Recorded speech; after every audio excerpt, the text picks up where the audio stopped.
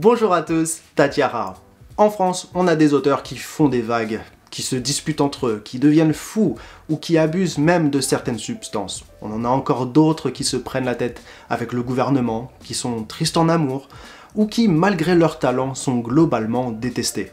Et puis parfois, rarement même, on trouve un écrivain que tout le monde ou presque aime. Un homme ou une femme qui a de belles idées et les partage sans en faire des tonnes. Dans cette vidéo, parlons d'un de ces trésors non seulement de la littérature, mais aussi de l'humanité. Aujourd'hui, parlons de Jacques Prévert.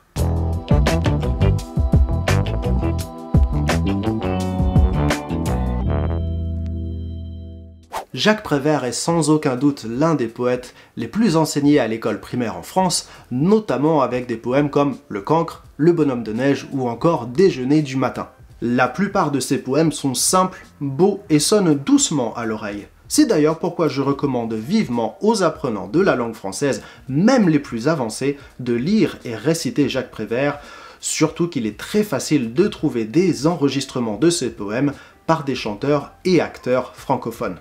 Mais il ne faut pas s'imaginer que Jacques Prévert est juste un poète pour enfants, loin de là. Donc, revenons un peu sur sa vie. Jacques est né le 4 février 1900 à Neuilly-sur-Seine, juste à côté de Paris. Son père est un grand amoureux des lettres et emmène régulièrement son fils voir des pièces de théâtre. Jacques n'aime pas l'école et il arrête dès que possible son éducation, c'est-à-dire vers 15 ans. À l'époque de la Première Guerre mondiale, Jacques Prévert a déjà des idées antimilitaristes, mais les choses étant ce qu'elles sont, il est mobilisé à 18 ans, puis envoyé à Istanbul à 20 ans. Une fois son service militaire terminé, il rentre à Paris où il se lie d'amitié avec certaines personnalités du monde littéraire. Il vit à cette époque chez le futur éditeur Marcel Duhamel, rue du Château, dans un hôtel de famille, et ce lieu devient un centre de rencontre pour les membres du mouvement surréaliste. En 1928, il écrit son premier poème, Les animaux ont des ennuis, et à partir de 1930, commence sa carrière de scénariste.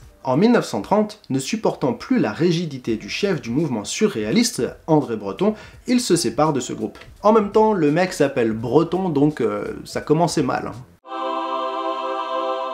Bon d'accord, elle est nulle cette blague parce que André Breton il est né en Normandie. À partir de 1932, il commence à écrire pour la troupe de théâtre Groupe Octobre, une troupe d'agit-prop proche du mouvement communiste qui joue des pièces pleines d'humour, qui se moquent des hommes politiques et de la bourgeoisie.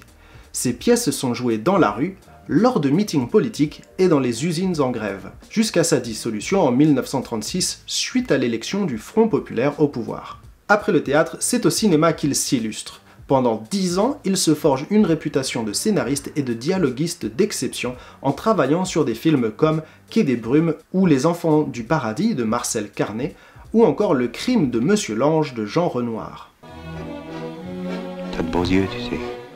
Au lendemain de la Deuxième Guerre mondiale, tous ces poèmes écrits ça et là depuis les années 30 sont rassemblés en un recueil et publiés sous le nom de Paroles. C'est un succès immédiat. Le public et les critiques adorent ces poèmes au style joyeux qui parlent d'amour et des choses simples de la vie. La première édition est écoulée en à peine quelques jours et devra être réimprimée à plusieurs reprises. Elle sera même traduite en plusieurs langues, même en japonais. Et comme sa poésie fonctionne plutôt bien, il s'y consacre de pied ferme. Il enchaînera plusieurs recueils et conquit un public toujours plus large. En 1948, alors qu'il discute avec plusieurs personnes au deuxième étage d'un bâtiment d'une radio située Champs-Élysées, Jacques Prévert s'appuie contre une fenêtre qui était malheureusement mal fermée ou pas fermée, et Jacques Prévert tombe la tête la première dans la rue. À moins que quelqu'un ne l'ait poussé. Non, il est juste tombé. Il se fracture le crâne et passera 10 jours dans le coma. Et par la suite s'installe dans le sud de la France où il s'adonne au collage et travaille sur plusieurs projets de production pour enfants, surtout des films et dessins animés. Cette histoire de collage, ça a l'air mignon comme ça, mais Prévert est très doué dans ce domaine et sera même exposé dans plusieurs musées à partir de 1957. En 1971, Jacques Prévert s'achète une maison dans le village d'Aumonville-la-Petite, situé dans la pointe nord du Cotentin, en Basse-Normandie, comme quoi ce monsieur avait vraiment très bon goût. Prévert passe ses dernières années en Normandie et y décède le 11 avril 1977 des suites d'un cancer du poumon.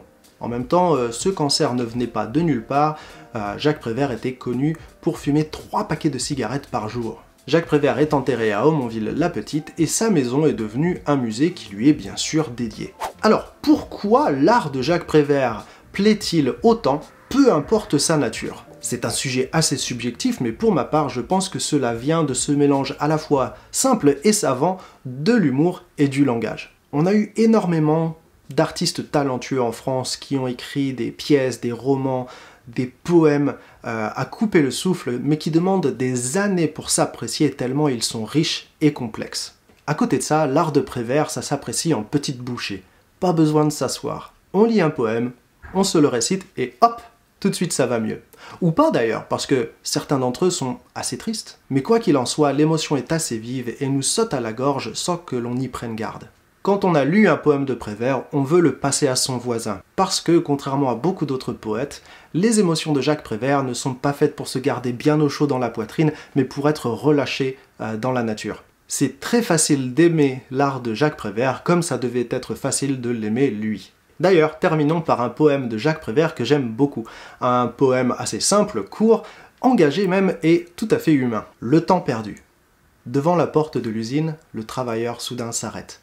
Le beau temps l'a tiré par la veste. Et comme il se retourne et regarde le soleil tout rouge, tout rond, souriant dans son ciel de plomb, il cligne de l'œil familièrement. Dis donc, camarade soleil, tu trouves pas que c'est plutôt con de donner une journée pareille à un patron ? Je vous laisse avec ce poème. Bonne journée à tous et à plus.